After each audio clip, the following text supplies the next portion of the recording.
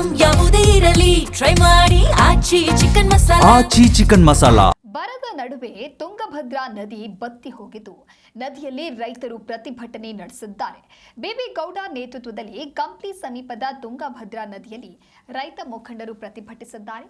ತುಂಗಭದ್ರಾ ನದಿ ಬತ್ತಿ ಹೋಗಿದ್ದು ಜನಜಾನುವಾರುಗಳಿಗೆ ಕುಡಿಯುವ ನೀರಿಗೂ ಕೂಡ ತೀವ್ರ ಸಂಕಷ್ಟ ಎದುರಾಗಿದೆ.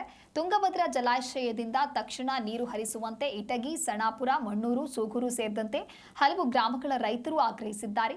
ಕಂಪ್ಲಿ ತಾಲೂಕಿನಲ್ಲಿ ನೀರಿನ ಸಮಸ್ಯೆ ದಿನದಿಂದ ದಿನಕ್ಕೆ ಗಂಭೀರವಾಗ್ತಾ ಇದ್ದು ಕುಡಿಯಲು ನೀರನ್ನಾದರೂ ಕೊಡಿ ಅಂತ ಸರ್ಕಾರಕ್ಕೆ ರೈತ ಮುಖಂಡರು ಇದೀಗ ಈ ರೀತಿಯಾಗಿ ಒತ್ತಾಯವನ್ನ ಮಾಡ್ತಾ ಇದ್ದಾರೆ.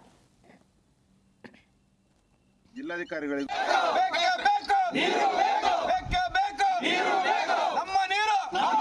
ಭದ್ರಾ ನದಿ ಪಾತ್ರದ ಅಕ್ಕಪಕ್ಕ ಬರ್ತಕ್ಕಂಥ ಎಲ್ಲ ರೈತರು ಒಗ್ಗೂಡಿ ನದಿಯಲ್ಲೇ ನಿಂತ್ಕೊಂಡಿದ್ದೀವಿ. ಕಾರಣ ಇಷ್ಟೇ, ಡ್ಯಾಮ್ ನಮ್ಮ ತಲೆ ಮೇಲೇ ಐತೆ.